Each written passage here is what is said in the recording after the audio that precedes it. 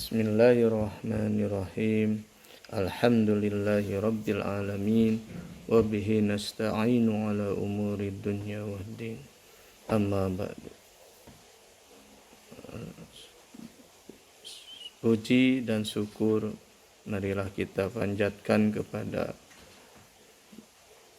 Allah Subhanahu wa taala, yang mana alhamdulillah di kesempatan hari ini kita bisa bertemu kembali dalam keadaan sehat semuanya, dan bisa kita belajar bersama-sama lagi, yang tidak lain itu adalah berkat rahmat serta maunah atau pertolongan Allah. Terus salawat dan salam selalu kita limpah dan curahkan kepada baginda kita Kangjeng Nabi Muhammad Sallallahu Alaihi Wasallam. Alhamdulillah siswa-siswiku sekalian, kita bisa bertemu kembali di mata pelajaran fikih, yang insya Allah di kesempatan ini kita akan membahas mengenai konsep fikih dan ibadah dalam Islam. Sebagaimana kita bisa lihat dalam peta konsep, untuk materi konsep fikih dan ibadah dalam Islam itu terbagi ke dalam 3 bagian, yang mana ada syariah poin pertama, dan poin yang kedua ibadah, dan poin yang ketiga adalah fikih.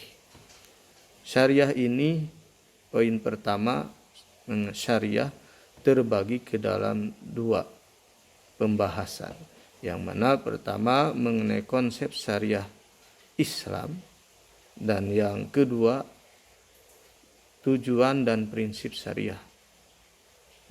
Dalam syariah itu ada 2 konsep, syariah Islam dan tujuan dan prinsip syariah yang akan kita bahas. Dan poin yang kedua mengenai ibadah. Ibadah ini secara garis besarnya yang akan kita bahas itu ada ibadah mahdoh dan ibadah goer mahdoh. Kita sudah tahu secara bersama apa itu ibadah mahdoh dan apa itu ibadah goer mahdoh, yang insya Allah akan kita perdalam di materi ini. Yang ketiga, konsep fikih dan ibadah dalam Islam itu adalah fikih itu sendiri, yang mana pembahasan fikih ini tidak lain mengenai tata pelaksanaan ibadah. Ya, tata pelaksanaan ibadah, yang mana ibadah itu bisa ibadah mahdoh dan ibadah goer mahdoh. Yang pertama yang akan kita bahas di kesempatan ini pertama-tama adalah konsep fikih dalam Islam. Fikih, kata fikih, kata yang sudah tidak asing lagi di telinga kita, yang sudah sering kita dengar, namun mungkin kita tidak tahu apa makna fikih itu baik secara bahasa dan istilah. Supaya kita lebih paham dan mengerti, kita kaji dulu fikih secara bahasa. Ya, fikih itu bentuk kata dari kata fikhun. Ya, bentuk dari kata fikhun, yang secara bahasa berarti pahmun amikun, yaitu pemahaman yang mendalam. Artinya menghendaki pengarahan potensi baik akal, potensi berupa potensi akal. Ya, jadi fikih secara bahasa bentuk dari kata fikhun, yang secara bahasa berarti pahmun amikun, yang artinya pemahaman yang mendalam. Artinya yang dimaksud dengan pemahaman mendalam itu, kalau dalam konsep bermadhab itu namanya iktiba. Kita mengikuti tetapi kita tahu landasan dalil atau hadisnya, baik itu dalil Al-Quran maupun al-hadisnya, ketika kita mengetahui suatu hukum. Kemudian secara istilah ada yang menjelaskan bahwa fikih itu merupakan salah satu bidang keilmuan dalam syariat Islam yang secara khusus membahas persoalan hukum atau aturan yang berkaitan dengan berbagai aspek kehidupan manusia, baik yang menyangkut individu, masyarakat maupun hubungan manusia dengan penciptanya. Definisi fikih secara istilah terus mengalami perkembangan dari masa ke masa, sehingga emang tidak pernah bisa kita temukan suatu definisi yang tunggal atau permanen mengenai pengertian fikih itu sendiri. Ya, bahkan para ahli fikih merumuskan pengertian fikih itu sendiri. Misalnya Abu Hanifah mengemukakan bahwa pengertian fikih itu adalah pengetahuan manusia tentang hak dan kewajibannya. Jadi segala bentuk pengetahuan manusia tentang hak dan kewajibannya menurut pendapat Abu Hanifah itu bisa dikatakan fikih, pengertian fikih secara istilah. Bisa dipahami? Kemudian juga ada pendapat Al-Amidi yang menyatakan bahwa fikih itu adalah ilmu tentang hukum syariah yang bersifat praktis yang diperoleh melalui dalil yang terperinci. Nah, pendapat Imam Al-Amidi ini merupakan pendapat yang paling populer di karangan para ulama. Itulah mengenai perbedaan-perbedaan definisi, sebagian kecil perbedaan-perbedaan yang bisa dikemukakan. Kemudian setelah kita tadi mengetahui pengertian fikih itu, bahwa fikih itu yang secara bahasa al-fahmu, artinya paham atau mengerti. Paham mengerti ini terbagi ke dalam dua, ada al-fahmu amikun tadi juga bahwa pemahaman yang mendalam, ada juga yang sifatnya al-fahmul mujarradu, paham hanya sebatas paham. Kemudian tadi ya, pendapat ulama Abu Hanifah dan Imam Al-Amidi. Kemudian ruang lingkup fikih. Ruang lingkup fikih tidak lain adalah semua hukum yang berbentuk amaliyah. Ya, berbentuk amaliyah yang untuk diamalkan oleh setiap mukallaf. Apa itu mukallaf? Mukallaf artinya orang yang sudah dibebani atau diberi tanggung jawab untuk melaksanakan ajaran Islam dengan tanda-tanda seperti kita ketahui bersama, balik, berakal, sadar, kemudian sudah masuk Islam. Nah, orang yang sudah mukallaf tadi, maka wajib orang tersebut untuk melaksanakan perintah dan menghindari segala larangan Allah yang termaktub dalam Al-Quran maupun Al-Hadis. Kemudian hukum yang diatur dalam fikih Islam itu apa saja? Yang tidak lain produk daripada hukum fikih Islam itu adalah seperti wajib, sunnah, mubah, makruh, dan haram. Ya, kita ketahui apa itu wajib. Ya, wajib itu bisa didefinisikan bahwa apabila dilaksanakan mendapatkan pahala, apabila dikerjakan, apabila ditinggalkan akan mendapatkan siksa. Ya, jadi wajib itu kan ada wajib ain, fardu ain, ya kan seperti itu. Kemudian objek yang menjadi pembicaraan ilmu fikih adalah hukum yang bertalian dengan perbuatan orang-orang mukallaf. Jadi objek daripada fikih itu adalah hukum yang berkaitan dengan perbuatan-perbuatan orang mukallaf. Ya, artinya tadi yang sudah terbebani oleh hukum syara. Ya, mukallaf itu yang tadi dengan ketentuan balik, berakal, sadar, dan sudah masuk Islam. Nah, adapun untuk ruang lingkup fikih, yang pertama hukum yang berkaitan dengan hubungan manusia dengan Khaliqnya, yaitu hubungan manusia dengan penciptanya, yaitu Allah Subhanahu wa Ta'ala. Hukum itu berkaitan dengan hukum-hukum ibadah. Kemudian yang kedua, bahwa ruang lingkup fikih itu hukum-hukum yang berkaitan dengan muamalah, yaitu hukum-hukum yang mengatur hubungan manusia dengan sesama manusia, baik itu hubungan pribadi maupun hubungan kelompok. Kemudian setelah tadi membahas mengenai ruang lingkup fikih, jadi pengertian fikih, ruang lingkup fikih, sekarang bagian poin yang C atau ketiga seperti bisa Anda lihat, yaitu perbedaan fikih dengan syariah.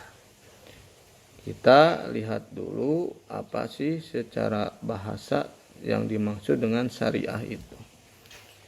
Secara terminologis, bahwa syariah itu berarti sumber air yang digunakan untuk minum.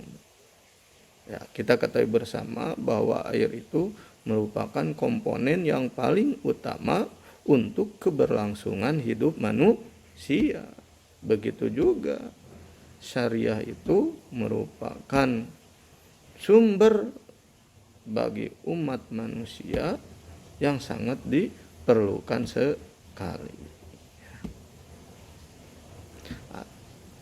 Atau juga bahwa syariah itu ada yang mendefinisikan atau mengartikan adalah jalan yang lurus.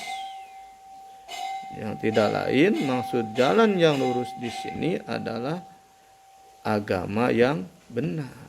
Bahwa syariah itu dikatakan jalan yang lurus, yaitu agama yang benar. Artinya Islam, agama yang benar, agama yang sempurna, dan agama yang telah diridhoi oleh Allah. Ya, bisa kita pahami. Kemudian apa sih tujuan syariah itu sendiri? Setelah kita tadi mengetahui secara bahasa, apa sih maksud adanya tujuan syariah Islam itu? Ya, tidak lain, tujuan adanya syariah Islam itu, atau dikenal dengan sebutan maqasidus syariah, itu ada 5 tujuan. Yang pertama itu tujuan daripada syariah Islam atau maqasidus syariah. Yang pertama itu adalah untuk memelihara agama atau hifdzuddin, menjaga agama. Artinya menjaga dan memelihara tegaknya agama di muka bumi ini. Ya, jadi agama Islam itu diturunkan oleh Allah untuk dijadikan pedoman hidup, baik dalam hablum minallah maupun dalam hablum minannas. Sehingga dengan kita jadikan pedoman hidup, manusia itu akan sejahtera, akan tentram dalam kehidupan di dunia ataupun entar kehidupan di akhirat nanti. Oleh karena itu, agama menjadi suatu hal yang sangat penting dan mutlak bagi manusia. Eta di antaranya tujuan daripada maqasidus syariah yang pertama hifdzuddin atau memelihara agama. Yang kedua adalah tujuan maqasidus syariah itu adalah memelihara jiwa atau hifdun nafsi. Artinya apa? Yaitu kewajiban manusia menjaga dan memelihara jiwa manusia dalam arti yang luas. Contohnya begini, Allah melarang bahwa manusia itu untuk saling membunuh, ya, tanpa dengan haknya atau dengan sebab yang membolehkan seseorang itu untuk dibunuh. Kalau dalam Islam itu ntar ada pembahasan tentang jinayah, hukum kisos, ya. Dengan adanya hifdun nafsi atau memelihara jiwa itu, seluruh jiwa-jiwa manusia itu terjaga keberlangsungan hidupnya, karena Allah melarang manusia itu untuk saling membunuh. Sebagaimana yang telah tercantum dalam Al-Quran, la taqtulun nafsal lati haramallahu illa bil haqq. Janganlah kalian saling membunuh kecuali dengan haknya. Artinya yang sudah diperbolehkan oleh ketentuan syariat Islam. Yang ketiga, mengenai maqasidus syariah, tujuan diadakannya syariat Islam itu adalah hifdul akli. Artinya kewajiban menjaga dan memelihara akal, yang mana akal itu sebagai anugerah Allah yang sangat luar biasa sekali, yang mana ini membedakan manusia dengan makhluk yang lainnya, ya. Sehingga dengan akal ini manusia dianggap yang paling utama di antara makhluk hidup yang lainnya. Ya, maka dengan hal tersebut Allah melarang bahwa manusia itu untuk memakan khamar atau meminum khamar. Ya, karena dengan meminum khamar atau hal-hal yang memabukkan seperti zaman sekarang adanya heroin, narkotika, narkoba, sabu, hal-hal tersebut tidak boleh. Karena dengan memakan yang haram tersebut akan merusak otak, jiwa, dan raga kita. Kemudian yang poin keempatnya, maksud daripada maqasidus syariah itu adalah hifdun nasli, menjaga keturunan. Artinya kewajiban menjaga dan memelihara keturunan yang baik. Karena dengan memelihara keturunan, agama akan berfungsi, dunia akan terjaga. Salah satu bentuknya itu adalah adanya anjuran untuk menikah, ya, antara lawan jenis, bukan sesama jenis, tetapi dengan lawan jenis. Dengan adanya hubungan pernikahan ini jadi jelas, menjelaskan bahwa keturunannya itu jelas dari mana-mananya, ya. Itu. Kemudian poin yang terakhir, poin yang kelima daripada maqasidus syariah itu adalah hifdul mali, menjaga harta. Artinya dengan adanya maqasidus syariah ini, dari poin yang kelima hifdun mali, menjaga harta, artinya kita selaku manusia kewajiban untuk menjaga dan memelihara harta benda yang mana dalam rangka sarana untuk beribadah kepada Allah. Jadi harta itu hanya sebatas titipan yang bisa dijadikan wasilah kita untuk menuju ukhrawiyah. Artinya ketika kita kelebihan harta bisa disodakohkan kepada saudara-saudara kita yang membutuhkan, ya. Kemudian ketika harta kita udah masuk hawa dan nisabnya, sudah disediakan dalam konsep Islam itu berupa zakat. Nah, begitulah dari materi yang kita bahas yang bisa Bapak sampaikan dalam pertemuan ini tentang konsep fikih dalam Islam, yang mana meliputi 3 poin. Yang pertama adalah tentang syariah, yang kedua mengenai ibadah, dan yang ketiga mengenai fikih, ya. Jadi tidak lain kesemuaannya ini adalah untuk membimbing seluruh umat manusia, mengatur seluruh umat manusia, mulai dari aspek yang terkecil sampai aspek yang terbesar, yang tidak lain tujuannya adalah untuk kemaslahatan kita bersama, baik di dunia maupun di akhirat. Untuk pelajaran ini dicukupkan sekian. Mohon maaf atas segala kekurangannya. Kita akhiri pembelajaran ini dengan ucapan hamdalah bersama-sama. Alhamdulillahirabbil alamin. Subhanakallahumma wa bihamdik asyhadu an la ilaha illa anta astaghfiruka wa atubu ilaik. Assalamualaikum warahmatullahi wabarakatuh.